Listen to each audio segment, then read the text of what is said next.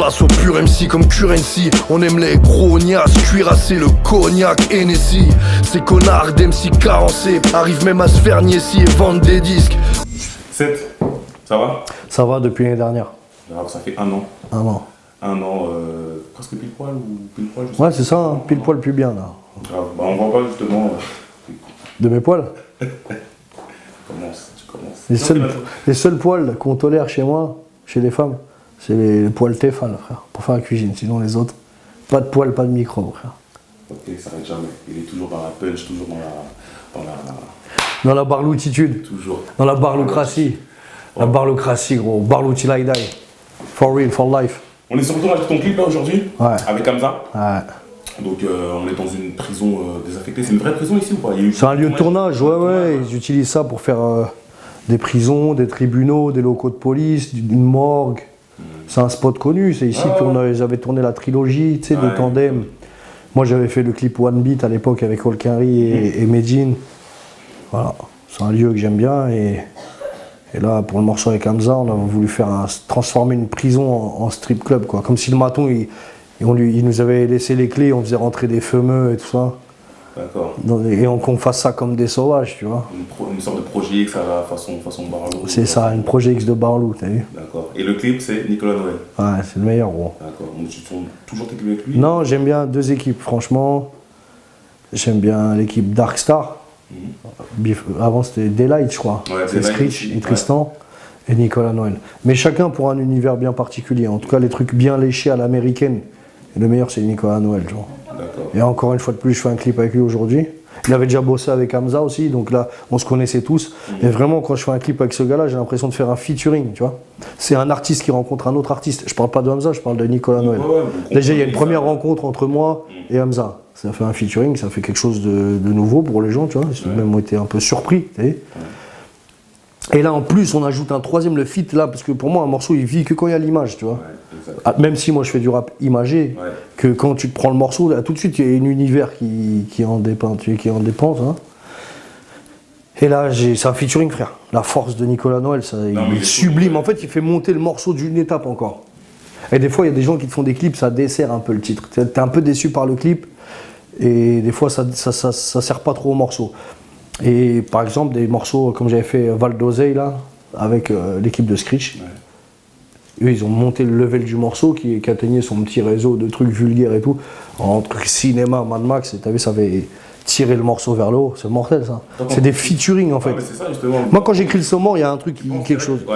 Je veux le clip. Je vois la couleur qu'il a le morceau. Chaque morceau a une couleur. D'accord. Et là, le morceau avec Hamza, il est un peu strip club et tout, donc c'était les couleurs rose, violet, néon, bleu ciel là. Tu vois, quand je dis bleu, c'est les bleus des néons.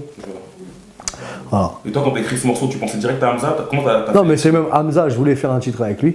Moi, j'étais frustré d'un morceau à lui qui s'appelait Danse pour moi, qui est un morceau de strip club et tout.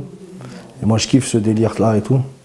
Et j'ai dit, putain, pourquoi il a pas clippé? Et je lui parlais, je dis, Hamza, putain, je suis frustré, mec. Et j'avais dit, putain, tu devrais faire le clip. Tu ramènes des meufs qui dansent pour toi, mais t'es dans une garda, ou t'es au star dans ta cellule. Et comme si là, c'était un rêve éveillé. Tu vois, le mec, il est en train de se branler sur ses pages de Live le Huc, et après, il tourne sa tête, il y a une gogo qui danse dans la brochant. Et j'ai dit, là, je suis obligé de l'appeler lui, parce que l'idée, je l'avais trouvée pour son peu plus. Et j'ai dit, fais-moi un morceau un peu dans la vibe strip club comme tu sais faire, mais il sait faire que ça, ce salopard. Ça et des rimes techniques. Quand je dis ça, il fait plein de choses. Hein. Je veux dire, mais lui, dans ce level-là, il n'y a pas mieux, gros. Et en image, j'aimais bien le clip Pick Up the Phone, tu vois. Oui, ouais. Et là, j'ai demandé à Nicolas Noël, moi, je vais un peu cet univers. Et là, ça a fait un truc de fou furieux, frère. On verra ce que ça donne au montage, mais de toute façon, il se loupe jamais, Nicolas Noël. Jamais, frère. Donc ça va. Donc je voulais qu'on te parle de ce projet-là. C'est ton 10e projet, c'est ça? Et ton 5e album. Voilà. En 15 ans de carrière. En 15 ans de carrière. Ouais. Donc c'est lourd. Et en gros, moi, je voudrais que tu me présentes ce projet en quelques phrases, rapidement. Bah, c'est un projet, le premier que je fais en 1 an d'écart, en fait. Ouais, donc c'était une nouvelle. 2 ans. Ouais, d'habitude c'est 2 ans. Bah, après, j'étais par professeur Punchline, je me suis dit, j'ouvre un bar. J'ai plus fait un service après-vente entre Bad Cowboy et professeur Punchline. Je me suis dit, ouais, je vais recevoir les gens dans mon bar. Ça m'a pris beaucoup de temps en Thaïlande. L'épopée Thaïlande, l'aventure Thaïlande, elle m'a pris beaucoup d'énergie et tout. Donc j'étais pas trop concentré sur la Zikmu. Je me suis dit le public allait être au rendez-vous et ça va trop vite la musique. J'ai vu 2 ans, j'ai un peu laissé J'ai perdu un peu des fans, on va dire. Pas des fans, mais bon. Ouais, mais Il y a des courants, il y a des mouvances, il y a des modes. Et je veux dire que j'en ai peut-être perdu sur la route. Et donc, je me suis dit, là, faut pas que je laisse de temps. Donc, c'est un nouvel album. Avec encore moi, ma métamorphose physique, un peu plus de tatou, beubare, crâne rasé. on va parler après de tout ça. Voilà, on a évolué dans ça. Et je me suis dit, une fois de plus, ils vont tous se faire enculer comme je suis d'habitude. Je fais une tape, frère. Je le fais comme ça, des couplets où ça kick longtemps, des trucs que je me prends pas la tête. Je me fais un kiff pour moi, en fait. Voilà. Je le fais pour moi, en vrai. Ouais, ouais. Ouais, c'est pour moi. J'aime bien mes saumons, j'écoute, et comme il n'y a pas trop de grand chose qui me fait bander dans le Peura, à part j'aime bien Sadek, j'aime bien Hamza, j'aime bien Karis. Après, j'ai écrit, Mais je vais plus vite que toi, tu te rappelles pas de moi ou quoi, putain? Je sais, Je sais lire. trop vite. On dirait que t'as lu mes questions. Je lis dans tes pensées comme si j'étais l'oracle. Ça c'est Hamza, barre. Et Je lis dans tes pensées comme si j'étais non, l'oracle. c'est vrai, on en parlera tout à l'heure de tes rappeurs préférés, qui tu aimes et tout, etc. Parce que t'en aimes certains, tu les cites dans l'album. Mais je voudrais que tu me parles un peu des producteurs, parce qu'on n'en parle jamais on n'en parle jamais assez des producteurs. Mais d'ailleurs, il y a un nouveau truc qui se passe dans le rap, je sais pas si t'as vu, les mecs qui lancent leur tracklist maintenant, ils donnent une tracklist avec les noms des producteurs. Et il y a cette culture-là un peu en France où les gens dénigrent un peu le producteur, ils passent en second plan, mais une fois de plus. Ah, ok, tu sais qu'ils le mettent pas? Maintenant, ils viennent de le mettre, je vois des ok, tracklists, là, c'est tout récent là. Ouais. Parce que j'ai vu ça sur Dossé. Et un autre album avant, c'est bien, tu vois, ça donne de la support au producteur. Parce que c'est encore une rencontre d'un mec qui rappe. Et le mec qui a fait la prod, des fois, il fait 50, 70% du titre, de toute façon. Tu vois, parce que vous rappez sur ses prods, vous trouvez même des fois les flows sur les prods. Ouais, c'est ça. C'est ce qui te donne le mec, il est jamais l'écriture. souvent au second plan. Ouais, moi, j'aime bien quand tu les places dans le morceau. Tu vois, quand tu leur fais une petite case à la prod, c'est Martinez. Tu vois, je peux bien me placer. Parce que j'ai beaucoup aimé l'intro, Lucille, donc numéro 2. Ouais. Donc, Non, Lucille 2. Non pas parce qu'il y a déjà eu un numéro 1. C'est que Lucille, c'est la batte de baseball de Negan, entourée de barbelés. Et moi j'ai dit, je vais m'entourer la bite de barbelés, on pourra l'appeler Lucille 2. C'est ma bite de baseball, frère. Tu vois ce que je veux dire ou pas? Et c'est ça, Lucille 2. ouais. C'est pas parce que c'est le numéro 2, Lucille. Il y en avait un premier. Eh non, non, c'est que t'as été induit en erreur parce qu'il y a un an, dans Professeur Punchline, dans le morceau Delicatessen, il y a le même clip. Dedans, je disais, ça va saigner, demande à Negan et Lucille. Et personne n'avait tilté, je parlais de quoi parce que c'était pas sorti, mais c'était pas sorti. Si, je crois. Mais non, jamais de la vie, frère, c'était dans la BD. Voilà, c'est dans la BD. Parce que moi, j'ai demandé à mon collègue Amadou. Ouais, mais toi, tu demandes, mais il me fait jurer, il connaît tout, le salopard. Mais non, mais parce que je lui Non, tu demandes, t'as été googlisé ton pote. J'ai demandé à mon gars, oui, je l'ai googlisé. Et il m'a répondu, et c'est pour ça que je me suis dit, je pensais qu'il y avait un Lucille. Et toi, t'as essayé de me gogoliser, en fait, c'est ça que t'essayes de me dire. Comme je te l'ai dit l'année dernière, à chaque fois que je te fais une interview, je suis avec un nouveau set Gecko. Mais c'est toujours le même, il évolue. Justement, voilà. C'est un peu comme un Pokémon. J'ai connu le rappeur du Kex, Ouais. après j'ai connu le rappeur Zaïrois un peu, de toute façon, le rappeur gitan, le rappeur. Le rappeur blanc. Viking.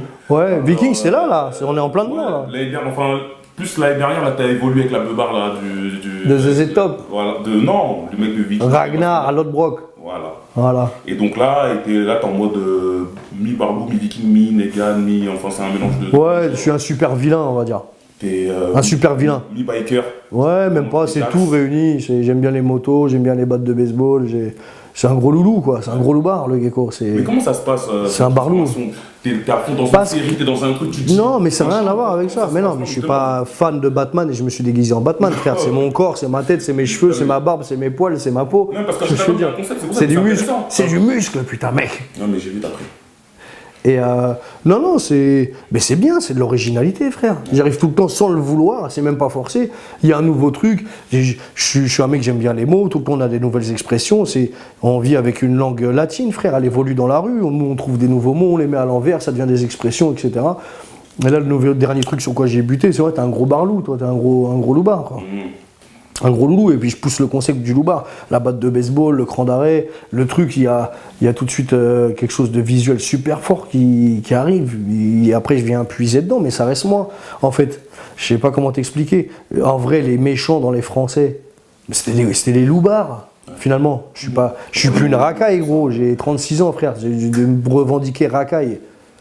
Et ça, je me suis jamais revendiqué gitan, j'ai juste absorbé l'univers. Non, après, non, mais si, c'est toi qui me demandes, tu me dis t'es plein dans plein de trucs. Après, je dis, et voyou, non, alors moi j'aime bien le bar, en fait, finalement, je suis un mec, je squatte les bars, on se bagarre tous les soirs en Thaïlande, on roule en Harley, et ouais, on est des gros loulous, quoi, on va dans les strip clubs, c'est un barlou, c'est le lifestyle, frère, il n'y a pas plus barlou, muscu, Jack Daniel. Concert. C'est le lifestyle, quoi. C'est l'évolution, quoi. T'as grandi. Ouais, c'est ça, c'est plus mature, on va dire, mature physiquement même. Ça y est, je commence à voir. Je suis plus un petit jeune, gros. Ouais. Je sens que je suis plus un jeune dans le rap. Et cette étape-là, elle fait mal un petit peu, tu vois ou pas? Ah ouais, ouais. Pourquoi elle fait mal? Pourquoi elle ferait mal? Ils ont du mal à donner de la sephore, les petits, aujourd'hui. Ils sont fans de ouf, on leur a donné envie de rapper. Et moi, je les entends, moi, comment ils rappent. Moi, moi et Alka, on a influencé plein de gens dans le Peura et tout. Ils ont du mal à le dire. Non, moi je les écoute. Moi je dis, montre-moi comment tu rappes, je te dirai qui t'a écouté. C'est aussi simple que ça. On a créé plein de petits, on a pondu plein de petites merdes. Et quoi, ça te fait chier, en gros, qu'on te cite pas ou qu'on te. Mais c'est bien ça, parce que moi j'ai jamais eu de pudeur ou de gêne à dire qu'un artiste il est fort. Moi, je donne de la force. Quand un mec, je trouve fort, je vais vers lui. Des fois, il y a des mecs qui viennent me demander des featuring et je leur dis, mais moi, dès que je trouve un artiste qui est fort, t'as même pas besoin de me demander le feat. Moi, je viens à toi, en fait. Et je te donne le truc jusqu'au bout. C'est-à-dire, le Planet Rap, je te fais le Peucli, je t'invite à mon concert, je joue le jeu. Ouais. Et quand on me dit, c'est qui les gars qui t'aiment bien, je les cite. Ouais. Et il y a encore cette pudeur de test un peu de banlieue. Ouais, mais moi je suce pas la bite, moi je dis pas et tout. Mais ça, c'est un comportement de PD, frère. C'est pas bonhomme pour moi en vrai, ça. Ah, c'est relou. Parce que t'écoutes chez toi en vrai, en cachette, quand il y a personne, gros. On devrait mettre des GoPro dans les apparts des gars, tu verrais, gros, les grosses branlettes sur le rap français qui se font. Non, mais c'est très rare français ce truc d'avoir du mal à citer quelqu'un. C'est ça qui était génial. Je suis d'accord avec toi, c'est pour ça que je me suis épanoui en Thaïlande, parce qu'en Thaïlande, le français, il est plus dans son élément, il maîtrise plus là. C'est comme un boxeur sur un ring, il maîtrise les éléments, il sait qu'il y a l'arbitre qui peut séparer tout. Quand tu te bagarres dans la rue, il n'y a plus ça. Donc même un boxeur, il peut être déstabilisé dans une bagarre de rue. Bah là, c'est pareil. Quand je suis en France, moi je le ressens, je peux marcher sur les champs, je marche pas sur les gens, je les respecte, je les adore, je les aime. C'est grâce à vous qu'on est là. Et je compte sur votre... Ouais, t'inquiète, je compte sur votre soutien quand même un petit peu. Et quand je suis en se franc, il y en a qui ont un peu la pudeur, là, je suce pas, moi je demande pas une photo. Tout. Mais dès que je suis en Thaïlande, frère, là il a oublié tout ça. Tu sais, son armure, sa carapace, il l'a laissé à la douane, frère. Quand il vient, il dit ouais, mais il y a cette gecko en Thaïlande là, et ils sont plus libérés, donc c'est bien. Toi, j'ai eu plus de contact avec les gens que si c'était en se franc. J'avais ouvert un bar en France, ce serait pas aussi bien passé, je pense, qu'en Thaïlande. Ouvrir une chicha, c'était en France. Ouais, non, c'est pas mon délire. Moi et mes potes, on squatte pas les chichas. Ouais, tes potes, tu squattes pas les chichas, comme je dis dans le morceau. Et on en reviendra après. Je fais pas du rap de chicha, donc je ne serai jamais booké dans les chichas. Et je ne fume pas de chicha. Et il n'y a plus de chicha en Thaïlande, donc on a arrêté de. Comme ça, il y a plus de chicha. Ils ont arrêté un peu. Je sais pas. Le délire des chichas, ouais, dans le voilà. Donc voilà. Parce que c'est comme ça. Ils n'ont pas la taxe sur le tabac, le charbon et tout. Ouais. Ils considèrent ça comme de la drogue. C'est ce qu'ils n'arrivent pas trop ils prennent pas assez d'argent, autant que celui qui les vend. Okay. Tu vois, c'est une mathématique qu'ils ne maîtrisent pas encore, donc ils ont préféré interdire. Ok. Ouais. Et donc toi, les chichas, faire des showcases en chicha, même si ça va... Non, mais je ferais hors sujet, je ferais un anachronisme. Pourquoi? Parce que c'est des trucs... le public chicha, c'est pas ceux qui écoutent le rap que je fais. Fin, précieux, c'est un métaux précieux que je te livre, mon frère. Ouais, mais toi, justement, t'as pas envie de t'adapter à la musique actuelle comme non, parce que moi, je te dis, un mec comme Caris qui a réussi à faire avec des gros sons trap en Kaira, il faisait des showcases en boîte et les gens, ils kiffaient. Ah ouais. Et c'est en faisant ça, c'est lui, il a forcé le destin. Je disais, à l'époque encore, je me répète d'un autre interview à un autre, faire disque d'or avec du rap hardcore, c'était dur, et lui, il a cassé la porte, frère. Ouais. Lourd de ouf. Ouais. Quel effet ça te fait de voir tous ces gens se tatouer Barlou sur le corps, t'as lancé un truc? C'est toi qui insulte un peu les gens ou... Pas du tout, ils se font eux-mêmes parce que je vois ce que tu... T'imagines quand même la stupidité de dire « Fais-toi tatouer Barlou ». Les seules personnes à qui je l'ai dit, c'est genre les gars de mon équipe, proche, tu vois, mon producteur qui est à fond, qui vit la barloutitude avec moi. Et juste pas de salopard, il y a 300 inconnus qui se l'ont fait tatouer, toi tu l'as pas fait encore tatouer, je vais t'enculer, tu vois, avec du gravier, ça va te faire tout drôle de Martinez. Enfin, Martinez, tu vois. Mais ouais, il y a plein de gens, mais tous les jours j'ai le barlou du Peak of the Day, frère. J'ai reçu 277 jusqu'à hier, donc j'ai pas checké les nouveaux messages. Tous les jours j'ai un mec qui s'est tatoué Barlou. Mais pour moi, ça me choque pas. Il se fait pas tatouer un logo, ma marque de vêtements. Il se fait pas tatouer Seth Gecko. Barlou, ça lui parle. C'est comme Bad Cowboy à l'époque. J'en avais eu quelques-uns, mais il n'en avait pas dépassé les 100, je pense. Il était lourd d'ailleurs le Bad Cowboy. Ouais, mais là, Barlou, les gens, ça leur parle. C'est Loubar. Tous les Français tatoués, qui teasent, qui se bagarrent, qui se foutent sur la gueule, qui aiment bien les meufs, un peu bourrus, rentrent dedans. Entre le rugbyman ou le mec qui a fait la Légion et tout, les profils sont différents et ils sont tous tatoués, ça leur parle. C'est punk, ça, tu sais, ça leur réveille un truc qu'ils avaient en eux, en fait. Tu vois ou pas, ce truc, c'est la racaille française, c'est un Barlou, en fait. Ah ouais. Tu vois ce que je veux dire ou pas? En mode Renault. Renault, c'est un. Jean Gabin à l'époque. Ouais, c'est des loulous, c'est des gros loulous, ça, des gros barlous, frérot. Dans le morceau C'est pas pareil, tu dis nique sa race, le dictionnaire, le vocabulaire, je nique son mère. Ouais. Toi, depuis à chaque album, t'es une sorte de néologiste en fait. Ouais. Tu aimes bien inventer des mots, t'as toujours des nouveaux mots, tu manies la langue française. Ouais. Et je voulais savoir d'où ça te vient, enfin, est-ce que c'est un. J'ai toujours aimé. Est-ce que c'est un truc. Ouais, j'imagine que c'est un truc que t'aimes bien forcément. Ouais. Mais. Ouais, j'aime bien captiver les gens. J'aime bien, même quand je rencontre un gars que je connais pas, quand je parle, tu sais, me distinguer d'un autre personne. Ou, tu sais, avoir cette touche d'originalité quand tu dis, quand le mec il rentre dans la pièce, il y a une aura, quand il parle, tout le monde se tait, ils écoutent, ils boivent les paroles et tout. Et j'essaie justement de nourrir cette oreille attentive qui a envie d'entendre. Et c'est vrai, il a l'air en masse, ce gars-là, il a toujours un truc rigolo, il fait toujours des jeux de mots, etc. et tout. Ou des phrases hardcore, ou des comparaisons de ouf, ou qui parlent de tout. Tout à l'heure, il me parlait de.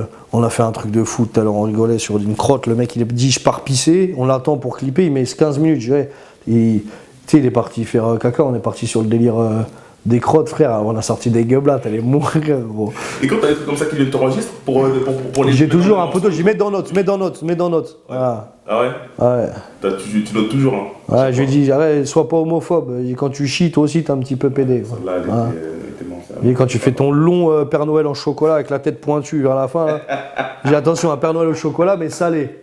Avec des peanuts. Moi, je suppose que ce que je mange, c'est salé généralement, que la crotte est plus amère. Tu penses que le caca, c'est salé? Ouais, je pense. Ça doit être une texture assez horrible comme ça.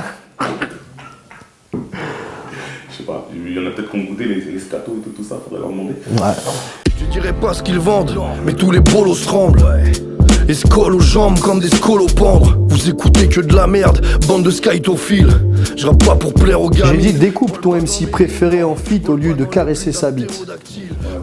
Voilà. Quand t'aimes bien un artiste, au lieu de liker ses photos comme un sorcier, gros, où tout le monde te crame et que tu montes ton fanatisme. Non, il y en a plusieurs qui le font, ça. Moi, ça me dérange en fait. Non, mais je parle du rappeur en question ou du. C'est toi qui as quelqu'un en tête. Salam aux frères Moussolimine. Minuit les halls s'illuminent à la lumière des culs de joint, mon cousin. Et on repense au butin de Tony Musoline. Ils veulent me museler en QHS m'isoler. Enterrez-moi et ma famille dans un mausolée. Yeah, c'est le retour du Titi parisien. La tête dans les nuages comme un drone aérien. C'est pour ceux qui cherchent des housses et les gros galériens. Je suis pas de ceux qui ont les couilles qui poussent après un trait de schnouf.